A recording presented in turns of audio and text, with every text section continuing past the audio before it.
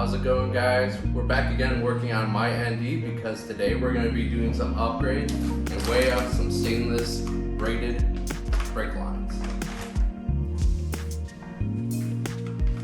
For this job, a couple things that you're going to need besides obviously the braided lines is a couple of flare nut wrenches. The reason you want to use these as opposed to normal wrenches is if you notice, these actually go around the nut further than a normal metric hex end wrench would.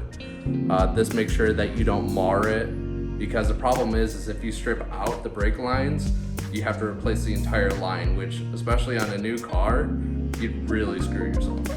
The other thing you're going to need, obviously, is a refill of brake fluid, because when we are going to be bleeding the brakes out and everything, we're going to need new fluid to go in. It's also a good thing because this has about 45,000 miles on it, so it'd be beneficial to do a brake fluid change.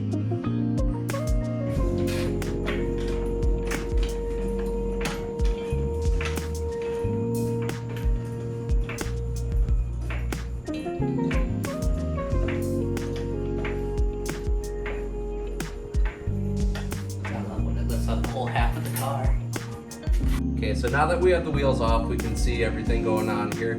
This is the line that we're going to be replacing. So the stock brake lines are rubber. That's pretty common for a lot of manufacturers. The reason being why they're rubber is usually it's cheaper to make, they work just fine, and actually they will provide a little bit of give for a little bit more comfortable braking reaction for your typical driver.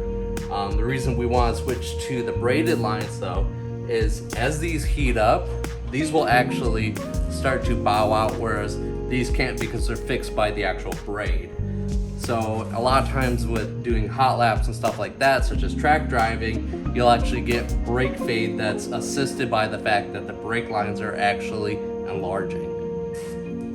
Okay, so as you can see, this little nut back here, that's the actual nut that's holding the brake line that's going from your ABS, or if you don't have ABS, to your brake reservoir. And this little fitting here, this is a fitting that if you round off, you're screwed. So you want to make sure you get the right size flange nut wrench, and you're going to slip it on over top, and you're just going to twist it to break it loose, just like that. Make sure you have a pan to drain it into, because as soon as you break this free and remove it, it's going to start draining out.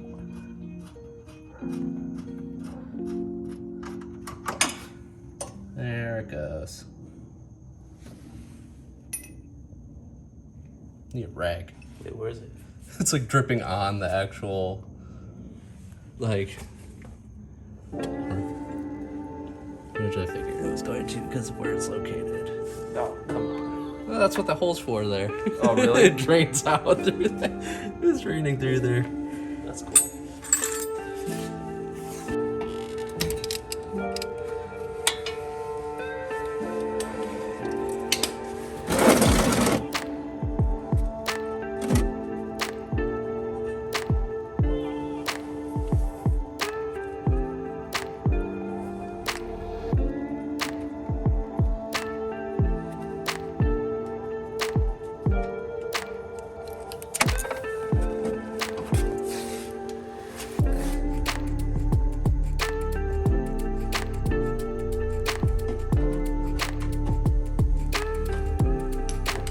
One down.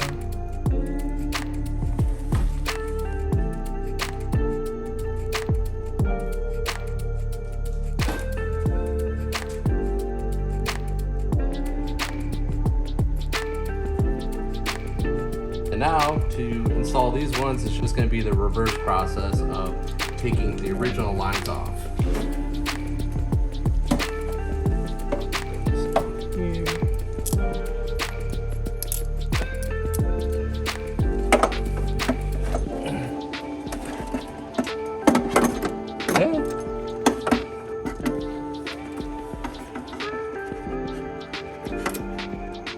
So now now that we got the braided line on the front left, the rest of the lines are pretty much rinse and repeat of the same thing. So we're gonna get to that and then we'll get to bleeding them. So to do the rears, it's much the same as the fronts. The only difference is there's this metal clip here that you actually need like a pair of pliers to pull out. This basically holds it in, slots in. It's real easy though. Pull it out, put the new line in, and push it back in.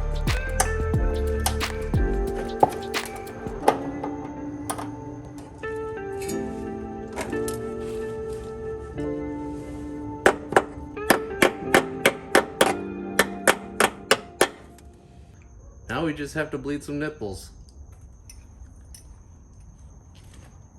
So now that we have all of the new brake lines on, we're gonna have to go through and bleed the system. We're also gonna drain it out to replace the fluid while we're here. A couple ways to do it. One way obviously is if you have two people like we have right now, you can have one person break the nut free, make sure to have a line on it so you can watch the air come out of it as you're bleeding it, and pump the brakes so that way you can push out all the air bubbles. The other way is if you have a bleeder tool like this. You can get these at Harbor Freight or any automotive store, really. It's a lot of the same process. What you do is you loosen it up to let you pump this up with it on the nipple so that way it has pressure, and then you break it free and then watch the fluid come out and watch it until it goes to the point where there's no bubbles. You might need to do it a few times, it's pretty typical, but if you're just one person, it's a great way to be able to do this by yourself. One last thing you want to make sure to do is make sure to put your nipple covers back on.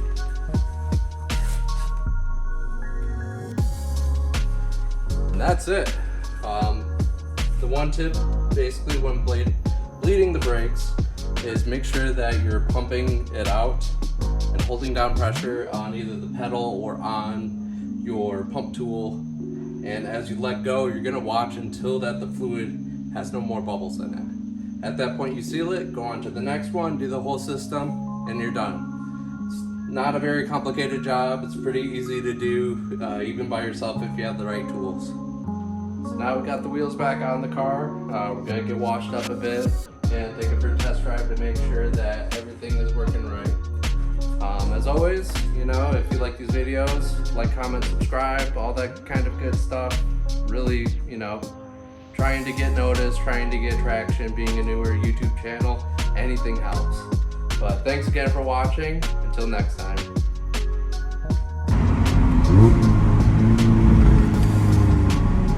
And brake. They work.